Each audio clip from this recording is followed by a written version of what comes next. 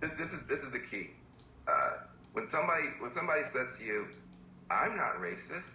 I don't see color. I've never." But my goodness, you run the other way. Run the other way, because that is the sign of a person who's never seriously engaged with the fact that we all see color. It would be like saying, I live in the ocean and I've never gotten wet.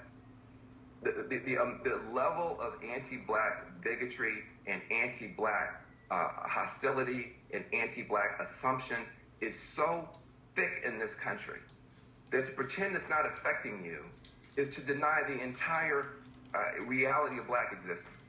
To say I don't see color is to say I don't see when I look at you that you have dark skin, and I don't imagine for myself what that means.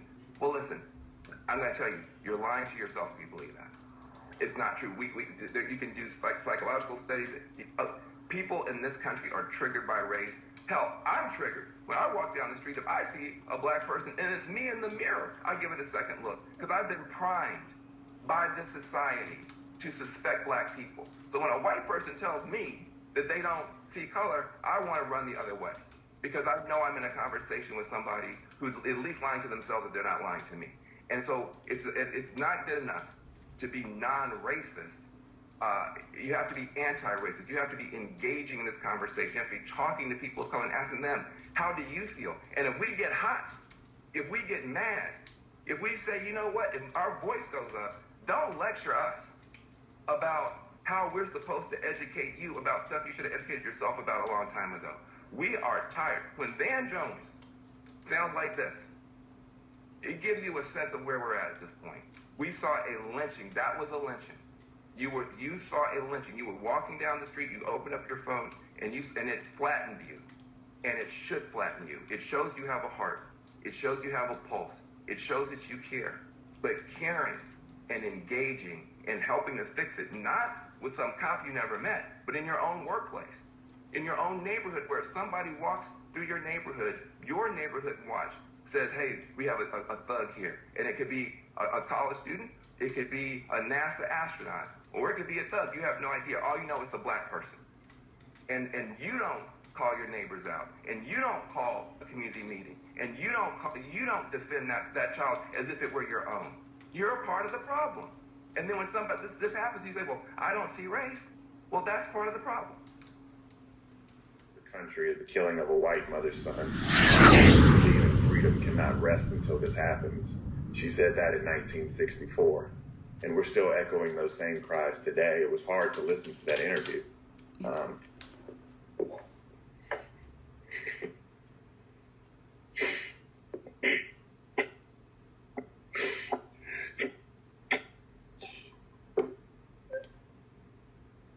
It's just so much pain.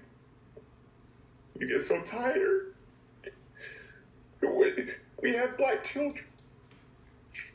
I have a 15-year-old daughter. I mean, what do I tell her? I'm raising a son. I have no idea what to tell him. It's hard being black in this country when your life is not valued. And people are worried about the protesters and the looters. And it's just people who are frustrated, who for far too long have not had their voices heard. And so you put me on after his brother, and I feel like I lost my brother. And nobody cares about the video. They had a video in Ahmaud Arbery, and 2 different solicitors looked at that video and declined to press charges. And so for those of us who have a mistrust of the system, it's very hard for us to do anything else other than just to cry this morning. And then hope and pray that we are not sitting next to Ben Crump one day. That's about all we can do. Bakari, your father was shot more than 50 years ago. 50 years ago. And we're sitting here this morning and watching it happen again. So where do you find the hope? How do you tell your son and daughter that it's going to get better? I don't know. I mean, maybe Dante has the answer. I don't know. I mean, I try to keep hope. I try to keep faith. I keep telling my children they can be free. You know, I want my kids to one day be able to grow up and be the host of New Day. I want them to be able to be a United States senator or a president, but